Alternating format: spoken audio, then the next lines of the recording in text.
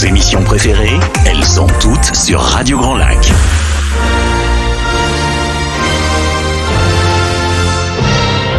Your English Weekly.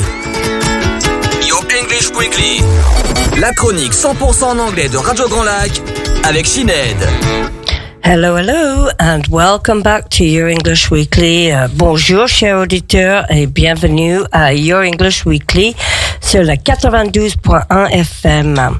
L'émission qui vous présente le meilleur de la langue, de la culture et du divertissement en anglais. Je suis votre animatrice Sinead et je suis avec Tim. Hello Tim. Hi Sinead. Je suis ravie d'être ici aujourd'hui avec vous pour trouver des nouveaux quoi, Tim, hein? Des nouveaux vocabulaires, des nouvelles choses. Yes. Donc l'épisode d'aujourd'hui c'est A2B1 avec un contenu assez passionnant. Mm-hmm. Non seulement ça va vous aider à améliorer vos capacités d'écoute, mais ça va vous divertir aussi avec le vocabulaire. Good afternoon, lovely listeners, and welcome to Your English Weekly, the show that brings you the best of the English language between culture and entertainment. I'm your host, Sinead, and I'm thrilled to be here with Tim. Today, Tim, what's your subject about? I found an interesting topic on the role of cats in ancient Egypt. Okay, sounds great. Mm-hmm. And I'm going to talk about the 11th of June, which is, do you know what day it is today, Tim? We know it's Tuesday the 11th. We know that. Is it? Is it the 7th? No. 8th, 9th, 10th, 11th. But it's corn on the cob day. Oh, okay. So do you know what corn on the cob is? Yes, it's sweet corn. Yes, but, yeah. The épée de maïs. Yes. For those that are listening. Okay, so we're going to keep you entertained with that. So don't miss out on the fun. Stay tuned. Turn up the volume. Get out your pen and paper and make this an experience. Good. Okay, Tim. Mm-hmm. So tell us about what you're going to talk today. But before, can you give me your panna? Yes. So, did you hear about the teacher who was cross-eyed? Ooh, the teacher who was cross-eyed. No, explain to us, Tim. I don't get that one this week. Okay, he couldn't control his pupils. Oh, he couldn't control his pupils because in your eye you have the pupil. Yes. So, and of course, a student is a pupil. So, yeah. Okay. Thanks, Tim. That's all right. Good pun for today. Good. How the teacher couldn't control its pupils, or why it was cross-eyed. Yes. Okay, let's continue. So, what will you tell us about the role of cats in ancient Egypt? Well, I will tell you about a little bit about the history because cats seem to be associated with Egyptians. Okay, so what vocabulary are we going to hear today with that? So, to worship. Okay, so to worship is venir. Sadly. Malheureusement. For the purpose of. En vue de. A vessel. A vessel, a big boat. A recipient, a container. Kept. Gardé. Worshipped. Adoré. And regarded. Alors, regarded, as regarded, donc considéré. Yeah. Okay. So this is what, B1 today? Yes, B1. Yes. Yeah. Okay, so anyway, contrary to popular belief, ancient Egyptians were not the first people to domesticate cats. And they did not worship the feline creatures. Oh, really? Yeah. So what is true, however, is that the cats played a central role in the lives of ancient Egyptians. And over time came to symbolize divinity and protection. Oh, really? Yes, they had cats to kill off scorpions, snakes. Ah, yes. And also they also looked after their grains. They stopped the rats and mice from getting to them. Ah, okay. So they did have a big role. They did have a big role in that respect. They also served as beloved pets, as like they do we today. Today. Yes, exactly. And with members of the royal class, sometimes dressing them in gold and allowing them to eat from their plates. They were spoiled. Today they get a little bowl of milk on the ground, and that's it. You don't dress them up so much nowadays. You just give them their food. Exactly. But one of the beliefs of ancient Egyptians was that their gods could assume different forms, and including that of a cat. So sadly, as a consequence of this, cats were sacrificed, killed and mummified as a sacrifice to the god.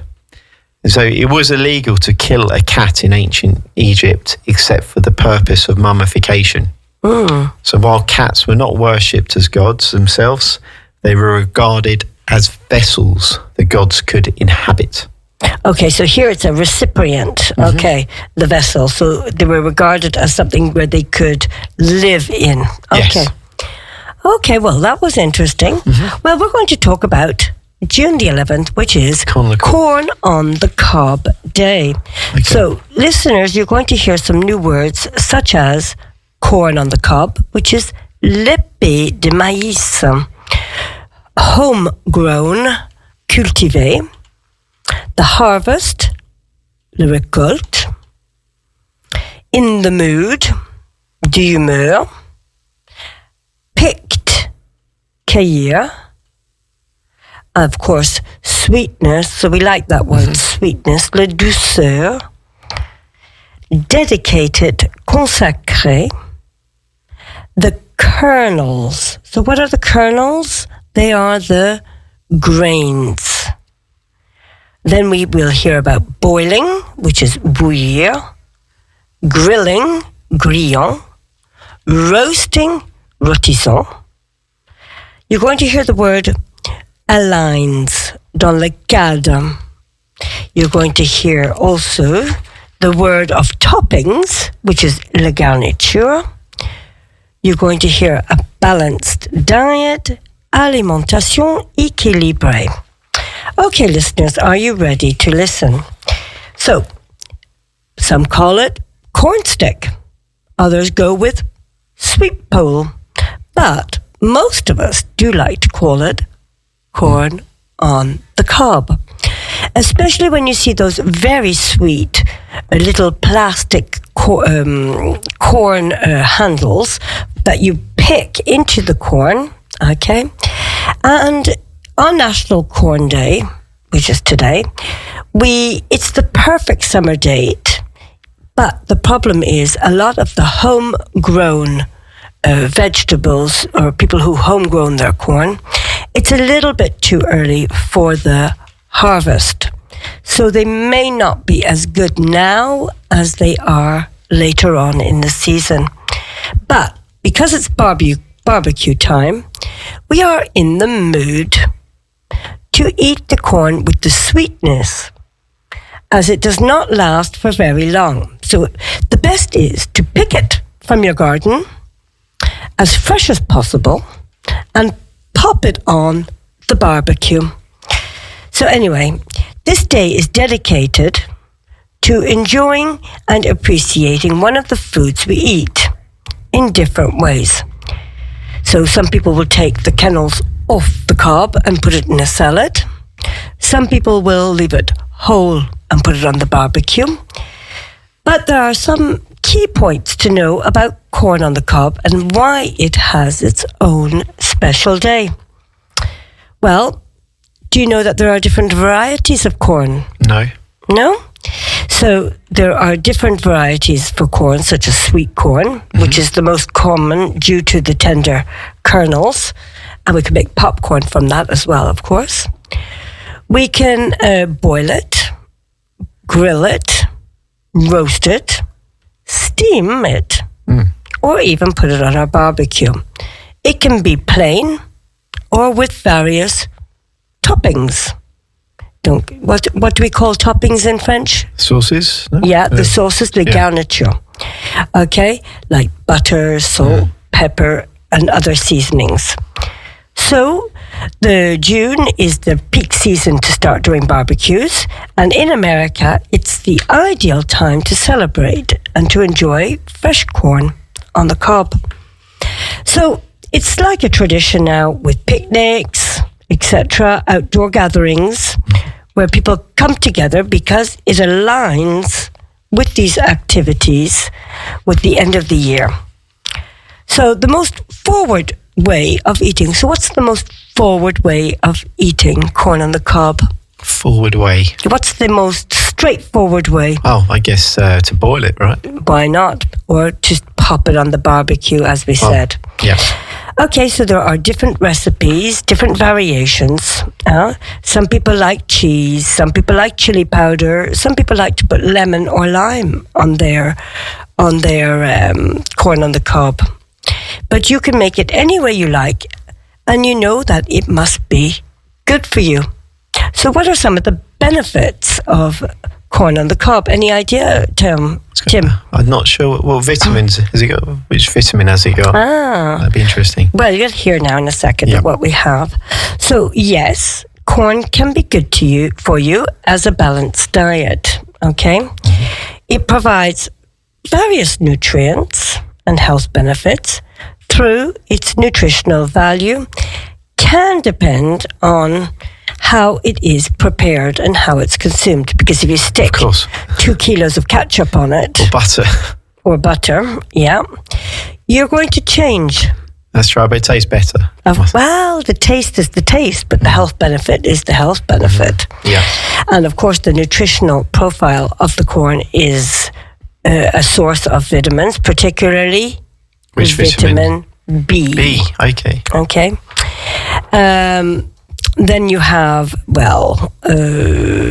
the energy, of course, which is very important for our metabolism and the overall cell functioning.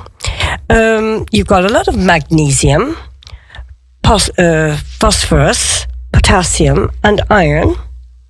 You will find fiber too, of course. So corn is very high in fiber, which is beneficial for digestive health care. And antioxidants. Corn, especially yellow corn, contains antioxidants like lutein and things like that, which are very good for your eyes. Okay. So you talked about the teacher being cross-eyed. I was thinking, ooh, okay. So if you want benefits for your eye, it helps you protect from the oxidative damage and reduce the risk of age-related degeneration. So eat your corn for that, guys. It'll be always good for you. What else can we say? Okay, we talked about the energy. It's good for your health too. In the sense of your heart, and of course when it's fueling it gives you fuel for physical exercise like running. Yeah. For your heart, it can help you reduce cholesterol levels and reduce the risk of heart disease. Now, as much as it can be nutritious, it's also very high in carbohydrates with natural sugar. So, natural sugar is okay, but you do have to consume it with moderation, especially for those who have problems with blood sugar. Well, listeners, I hope now you learned a lot about our corn on the cob day, and you'll go home now and cook corn on the cob for your meal tonight. Yeah. How do you like to eat your corn, Tim? I think on the barbecue is good. Yeah. Do you eat the whole corn on the cob? Normally cut it in half. Oh, you cut it in half? Yeah, because there's so much on your plate. Yeah. It's nice to have it as an extra. Have it with butter. Well, when we were living in Canada, we would eat it as a meal. As in meal, oh, really. Okay. Yeah, okay. So it was quite a tradition for us. Right. So anyway, as I come to the end of this show today, just keep in mind a little tip to remember. Don't forget to practice your English. You must try to find people who are English. Find a pen friend. Find an Instagram friend or a Facebook friend and see if you can practice with writing textos, etc. Of course, you can use ChatGPT today to translate them, but try and rewrite them for yourselves. Well, that's all from us today, and I hope you've learned more vocabulary with myself and Tim, expanded your knowledge on cats and corn on the cob. We'll be back next week for Your English Weekly from 12:15 to 12:30. And of course, we provide you with the perfect language dose, and we are here to brighten your day.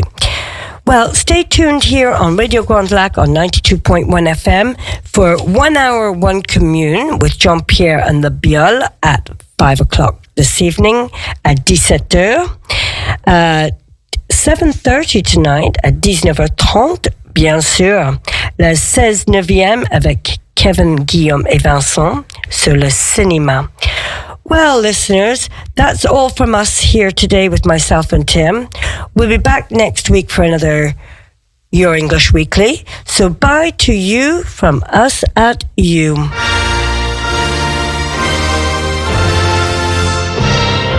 Your English Weekly. Your English Weekly. La chronique 100% en anglais de Radio Grand Lac avec Sinead. Radio Grand Lac. Votre radio.